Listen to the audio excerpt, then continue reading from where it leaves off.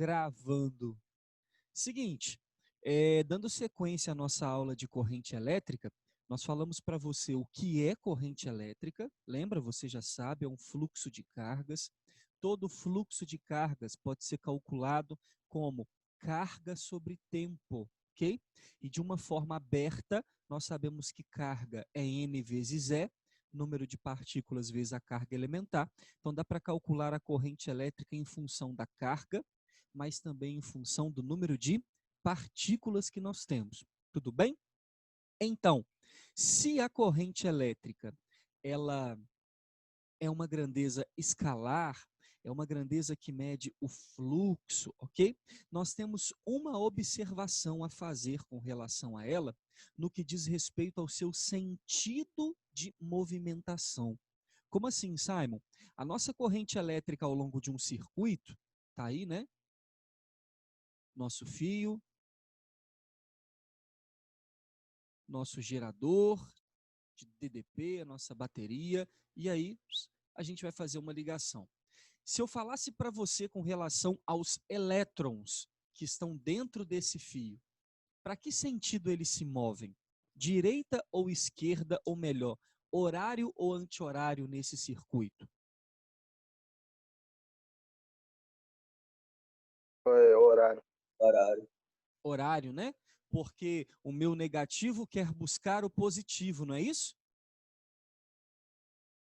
O local de maior potencial. E dessa forma, todos os meus elétrons aqui nesse fio, buscando o polo de maior potencial, vão desenvolver um movimento no sentido. Qual é?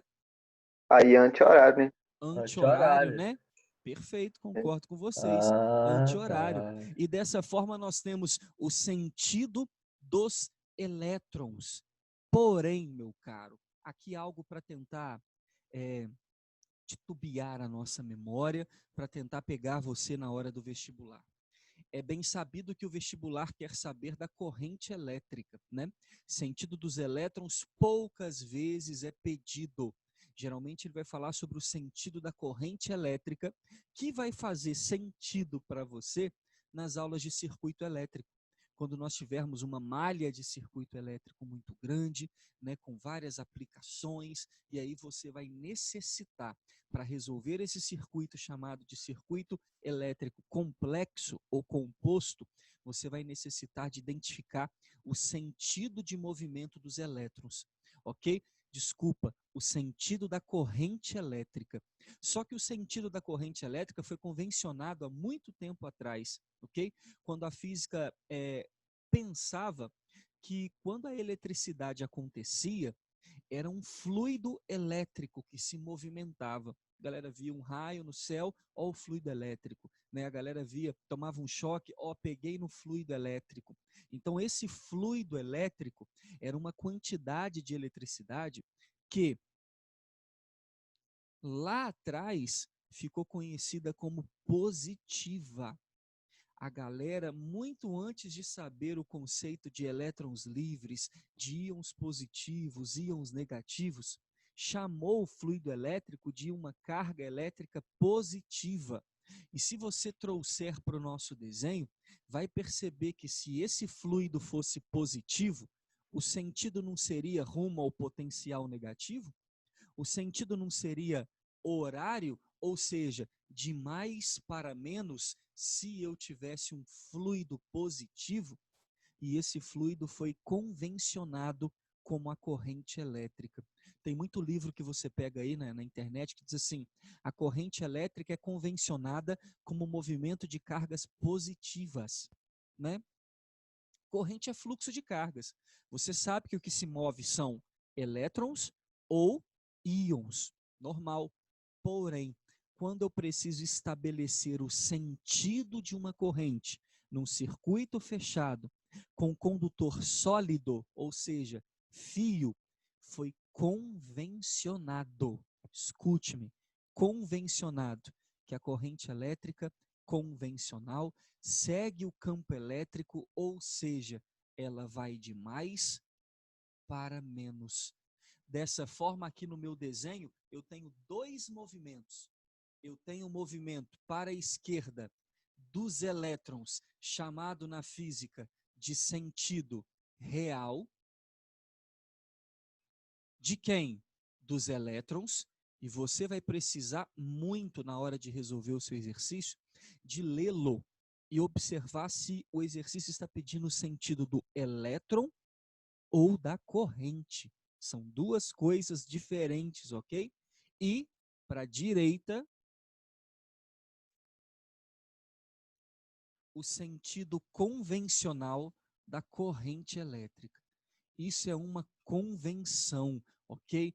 Ah, Simon, por que depois que descobriu os elétrons livres e tudo mais, por que não fez a modificação, a mudança? Né? Não, a partir de agora a corrente ela toca para cá. Porque entenda que esse sentido de para onde a corrente se movimenta, sendo ela uma grandeza escalar, para a gente não faz diferença, ok? Essa convenção do sentido de corrente é só para determinar um movimento sólido, né, um sentido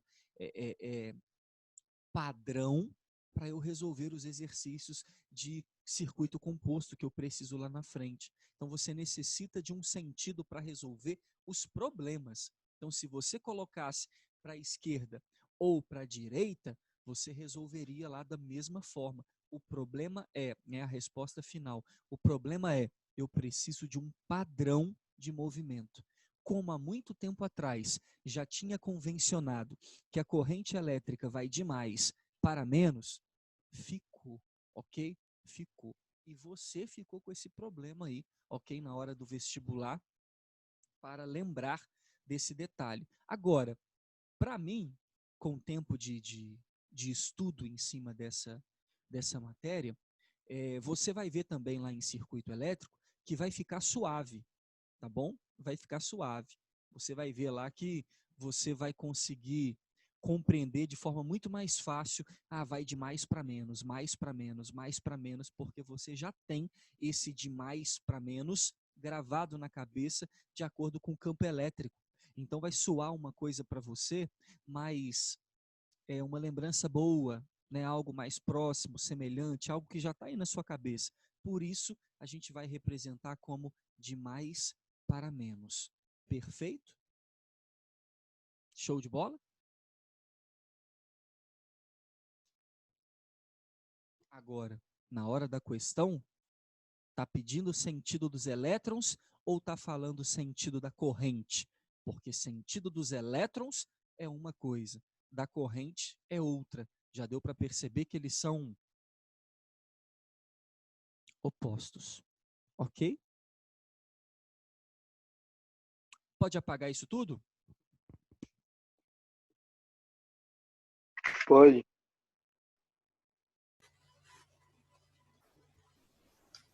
Alguém não? Pode pagar.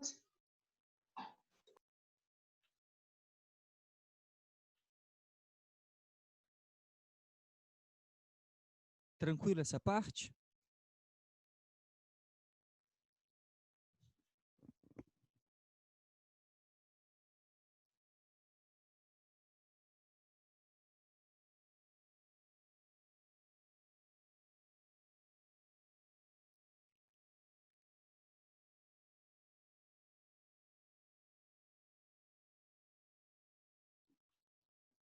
A carga elétrica e a corrente. Vamos nessa? Existem tipos de corrente elétrica. Você concorda comigo? Quais eu já falei para você? Lembra aí na cabecinha. Contínuo. Acho que é alternado também. Contínua e alternada, não é verdade? Sim. Existe a corrente que vem através do movimento de elétrons, não é isso? Nos condutores sólidos, quem se movimenta são os elétrons. Nos condutores fluidos, né, no gás, no líquido, quem se movimenta são os íons, perfeito? Então, nós temos o movimento de elétrons e de íons. Então, eu posso chamar a corrente elétrica de elétrons e a corrente elétrica iônica, ou de íons, tudo bem? E eu também tenho uma classificação de corrente elétrica quanto à quantidade de corrente. Nós chamamos de corrente elétrica constante ou corrente elétrica variável, ok? Então, de forma muito simples,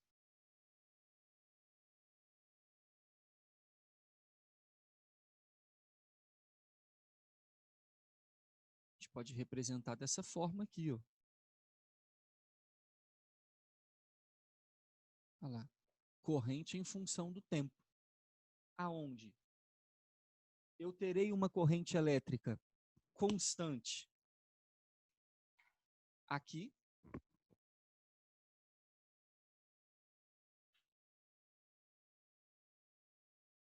e uma corrente variável ali na frente, ok? Então, dois gráficos que representam para a gente uma quantidade constante de corrente e uma quantidade variável de corrente. Qual que é a importância da aplicação? Você já vai ver nos seus exercícios, né?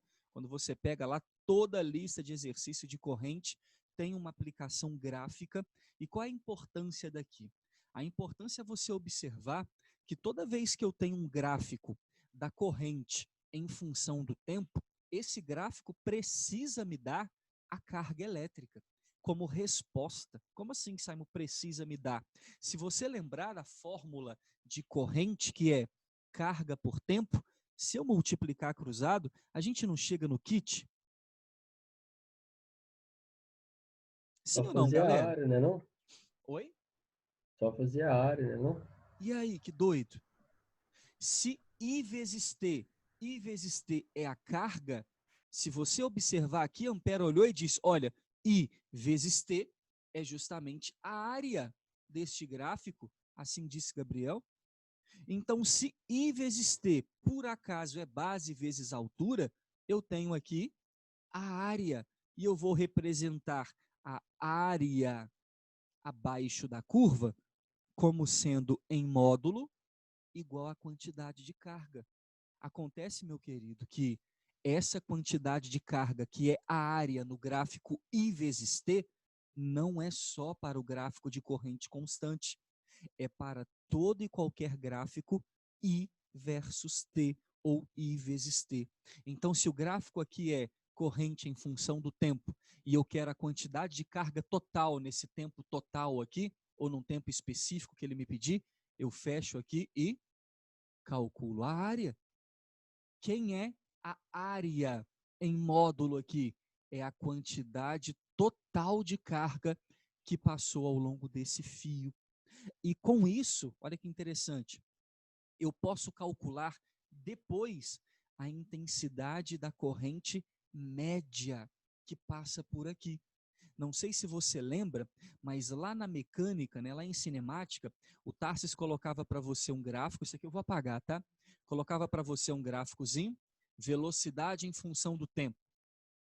Eis uma velocidade variável, eis um movimento variado, ok? A velocidade aumenta, fica constante, diminui. Aí o exercício pedia, determine a velocidade média do movimento desse cara. Velocidade média sempre foi ΔS sobre ΔT. O que você fazia? Calculava o ΔS, todo mundo lembra que é a área do gráfico?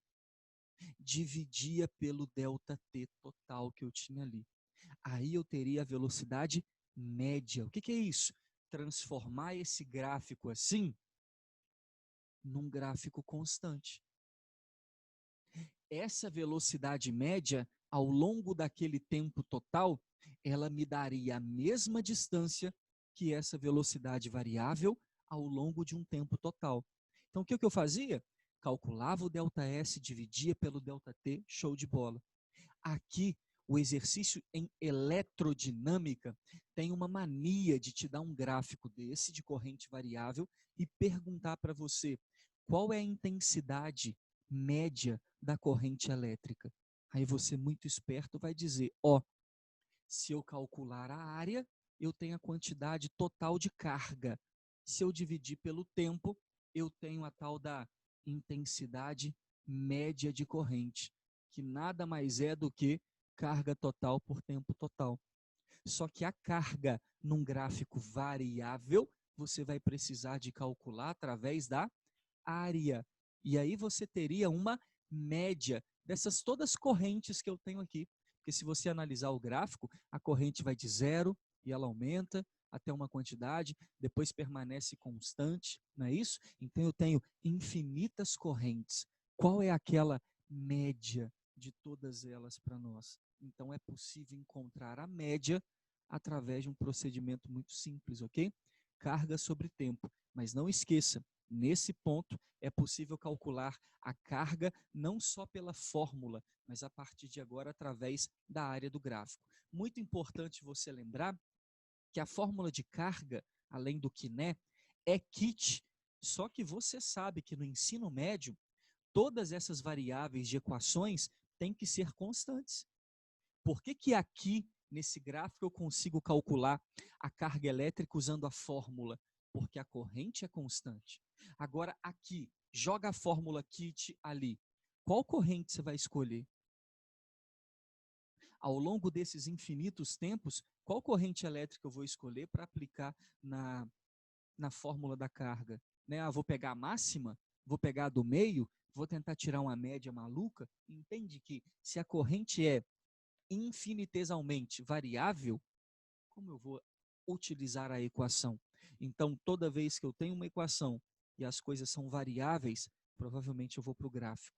E na maioria das vezes, eu vou brincar com ou inclinação de gráfico ou área do gráfico. Tudo bem? E nesse caso aqui é a área. Podemos apagar? Sim.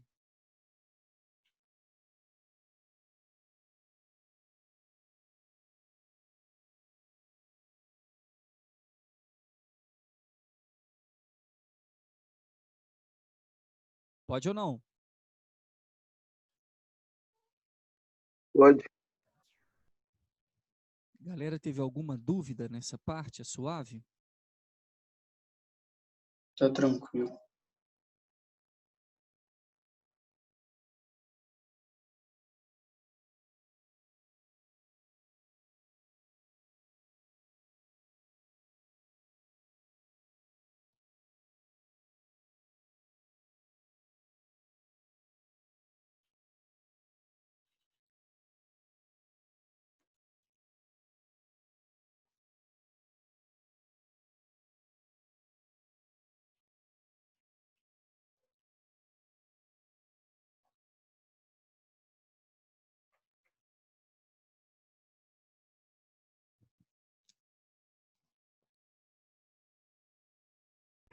Ô, Simon, Pode me falar.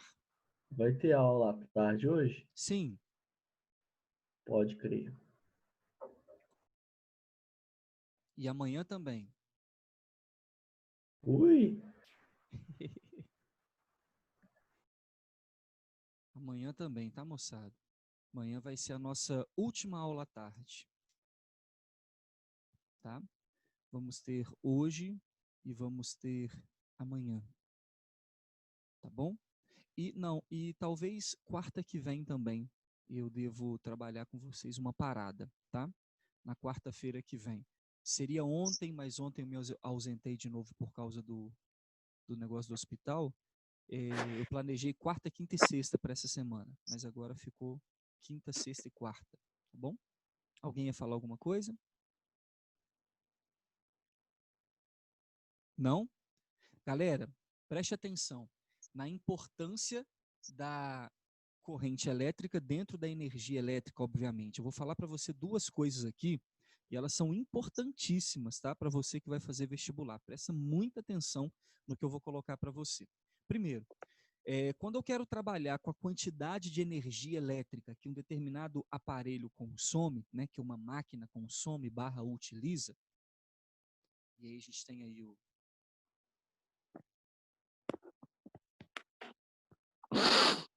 nosso circuito elétrico, né? Vamos chamar aqui o nosso M de máquina e conectado, claro, a uma tensão, né?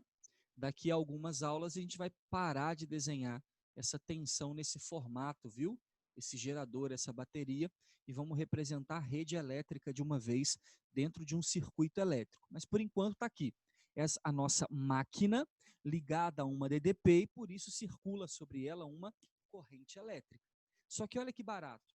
Se esta máquina está ligada a uma DDP que alimenta ela com uma determinada voltagem, e se no sentido horário circula aqui de mais para menos uma certa corrente elétrica, eu sei que é possível calcular a potência elétrica desta máquina em função da eletricidade que a percorre.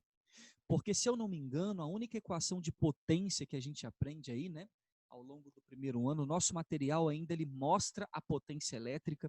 E, se eu não me engano, eu cheguei a trabalhar com vocês no capítulo 3 para o 4 do primeiro ano, da frente B, ok? Lá no finalzinho do ano mesmo, capítulo 3 para o 4, não, apostila 3 para o 4, terceiro para o quarto bimestre, nós trabalhamos a potência elétrica, mas só mostrando para você, eu acho que fizemos 1 ou 2 exercícios que tinha no material. Porém, além da energia elétrica em função da potência através de EPT, que é uma equação que é de cabeceira, né? Eu sempre tenho que estar preparado para ela, porque despenca nos vestibulares, né? A forma que eu tenho para calcular a energia elétrica consumida por um aparelho ou por um lugar inteiro é conhecendo a potência e tendo tempo de funcionamento dele. Em formas do sistema internacional, nós teríamos energia em joule, não é isso? Potência em watts e tempo em segundos. Então, nós temos watt vezes segundo, o que nós chamamos de joule. Porém, em sistemas usuais de consumo de energia elétrica, você já sabe, também lá do primeiro ano, que a quantidade de energia elétrica ela deve ser dada em quilowatt-hora, correto? E a gente vai trabalhar com quilowatt-hora, você já viu isso aí na continha de luz da sua casa, né? A quantidade de consumo de energia da sua residência, né? Uma quantidade X de quilowatt-hora. Depois, cada quilowatt-hora tem um preço, né, em centavos, e é só multiplicar e a gente tem o valor da conta, né, da energia elétrica que você vai ter que pagar aí ao fim do mês. Então, quilowatt-hora será dado quando a potência estiver em quilowatt e o tempo em hora. Lembra que esse kilowatt são 1000 watts. Isso aí é a equação da energia elétrica em função da potência para trabalhar com o consumo de energia de um aparelho de uma casa. Porém, quando eu quero calcular a potência do aparelho para depois calcular a energia que ele vai consumir em um determinado tempo em funcionamento, eu posso calcular a potência em função das condições elétricas, voltagem e corrente elétrica, usando o PVI. Olha que barato.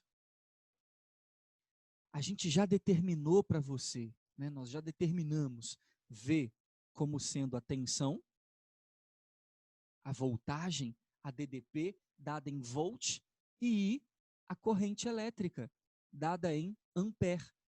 Então, se eu tiver a voltagem e a corrente, e isso aí vai ser entregue para nós nos nossos dados nominais, ok? Lá nos dados nominais, né? Você pega aí uma determinada tensão, corrente, alguns dados nominais já tem até a potência pronta de funcionamento, mas se não tiver, na hora que você compra o aparelho, dá uma observada aí na lateral, ou na parte inferior, ou atrás do aparelho, vai ter um adesivo lá. E provavelmente nesse adesivo vai estar constando os dados nominais, ou impresso no aparelho, como acontece aí no carregador de celular, por exemplo. E aí lá nos dados nominais vai ter lá, ó, ligar o aparelho em 110 volts. Se você ligar em 110, ele usa uma corrente de tantos ampere. Então, se eu tenho a voltagem e se eu tenho a corrente, multiplicando, eu tenho a potência. Potência é essa que será dada em watt, ok? E aí eu estou dizendo para você tomar cuidado, porque como a nossa potência, além de EPT, ela também pode ser dada em função da tensão e da corrente, eu vou precisar aqui de lembrar que ela é watt, mas ela também é VA. O que é VA, moçada? Volt ampere. Volt vezes ampere. Muito raro os vestibulares levarem para você essa informação, né? Tá lá, dados nominais, 5.000 VA. Aí você fala, que é isso, cara? Né? 5.000 VA, porém, se o vestibular trouxer essa informação, você vai precisar lembrar que VA é watt, e portanto 5.000 VA é a mesma coisa que 5.000 watts de potência. Tudo bem, moçada? Então, eu vou calcular a potência do meu aparelho e, com isso, aplicá-la no conceito da energia elétrica. Show de bola? Com a potência e com o tempo em funcionamento, eu tenho consumo de energia elétrica. Show?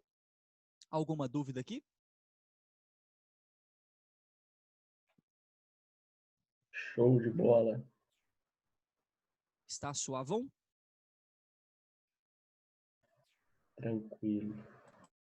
Preciso apagar. A nossa última parte. Disse que eu falaria para você duas coisas com relação a essa potência. Uma eu já falei.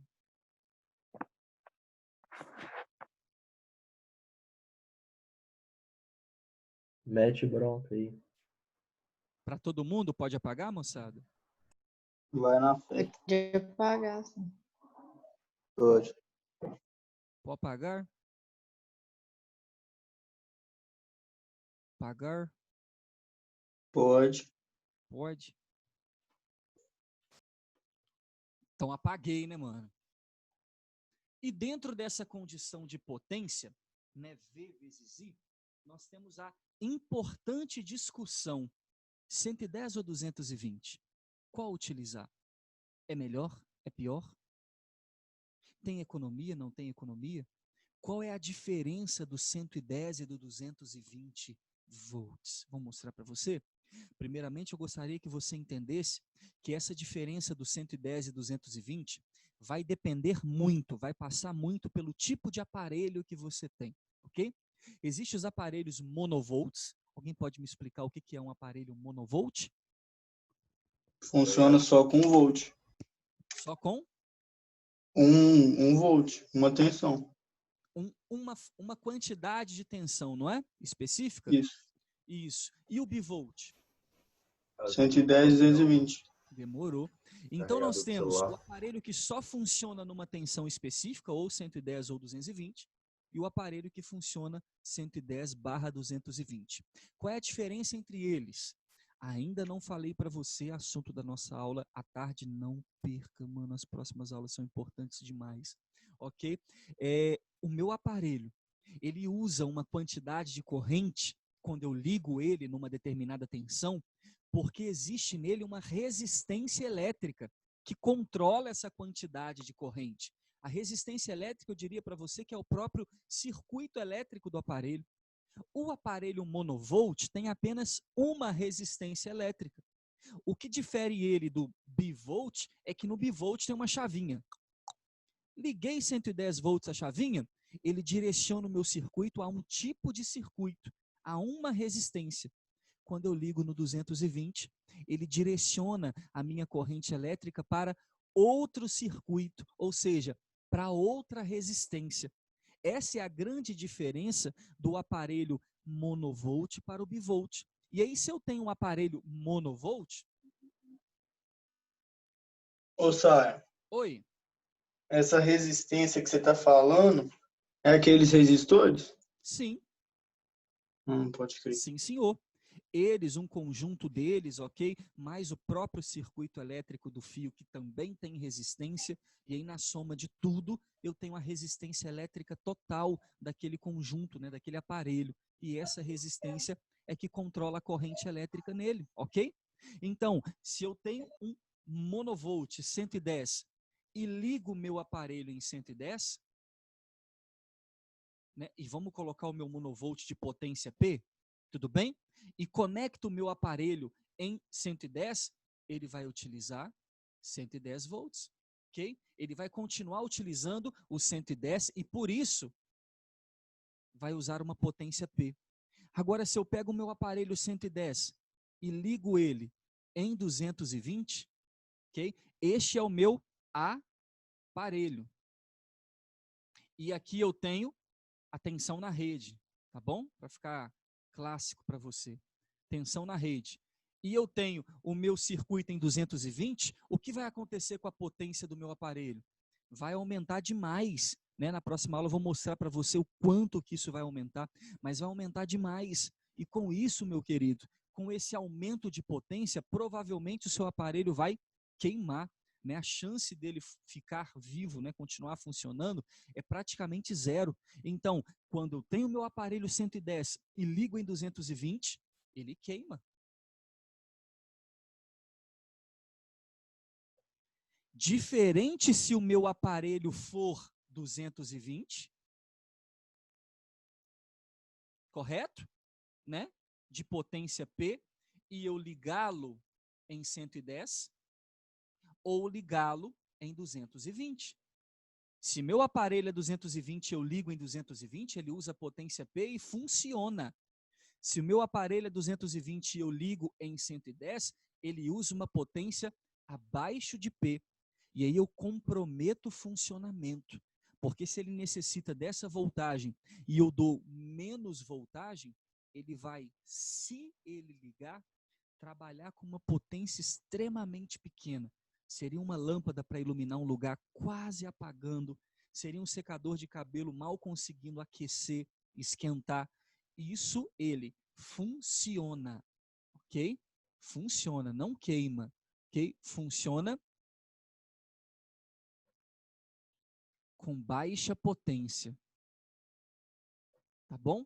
E aí esse funciona, vamos colocar aspas aqui, porque você inteligente vai identificar que se ele ligar, né, se ele de fato funcionar, vai acontecer essa ligação de baixa potência. Isso para o aparelho monovolt. Se o aparelho for bivolt, aí vai ser diferente, ok? Vou pedir para você, eu vou encerrar aqui agora, para você dar um clique aí e voltar no mesmo link. Pode ser? Você volta lá no seu Zap e volta para essa mesma aula, para esse mesmo link, por favor, tá bom? Que eu vou encerrar esse bivolt para a gente não deixar isso para depois. Perfeito? Beleza. Mesmo link.